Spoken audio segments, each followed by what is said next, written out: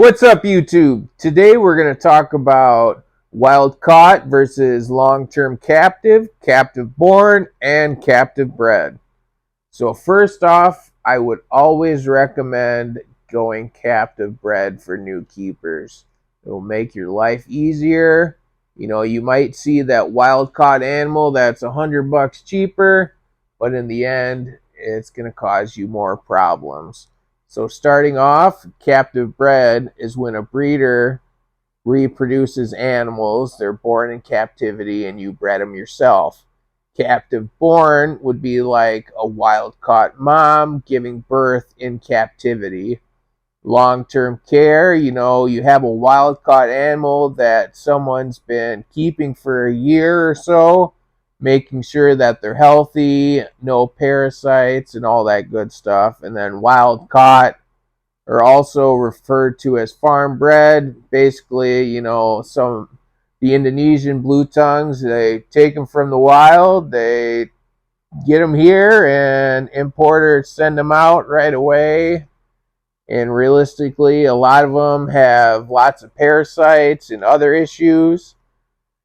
All the Australian species are going to be captive bred unless, someone ends up smuggling some and Fish and Wildlife confiscates them, and then you might have some wild caught ones. But otherwise, that's not going to happen.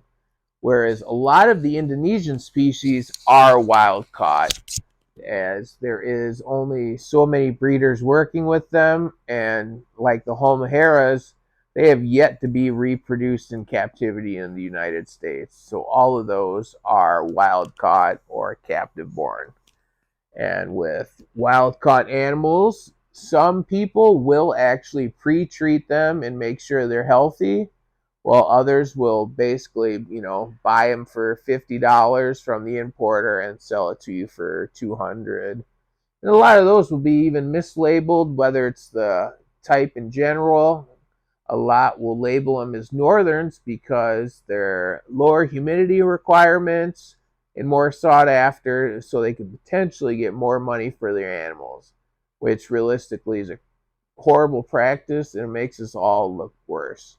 You should, whatever you have, identify it, what it truly is, what its exact requirements are, to try to make the next person, be able to do better and, grow the community. And I'm a admin on one of the blue tongue groups, and we hear a lot of horror stories from the wild caught animals. From, you'll buy a $200 animal, then end up getting respiratory infections, having it to take it to the vet, having to get the lungs x-rayed to see if there's damage from the respiratory issues, even people needing to get nebulizers and eventually having to put down the animal because it's basically after weeks and thousands of dollars, the animals basically put every effort in and euthanasia is the best bet. Whereas getting whether it's Irian Jaya that are decently captive bred for the Indonesian species, or whether it's Marukis that have been working, or even Northerns that there's quite a bit now in the United States that you should be able to easily find one. And we're going to also put a list down below that will tell you breeders in the United States and the species they work with. That way, if you want a certain type of blue tongue that we don't have, you could find it without getting one from an importer and having to deal with parasites and all that. Because if they have parasites, you're going to have to treat them with something like Panicure. So when you're treating an animal with Panicure, you got to either go to a vet, or if you know how to do it, you can do it yourself. You'll have to kill the parasites and then do it again to kill the eggs to make sure they all stay away. And if you don't do it in time, they might end up pooping out some of the live parasites, and you can deal with those joys, which no one wants a couple inch long worm in the middle of their enclosure to scare the crap out of them in the morning. So in the end, support captive breeders, do better in the community, try to inform people. And anyway, thanks for stopping by, like and subscribe.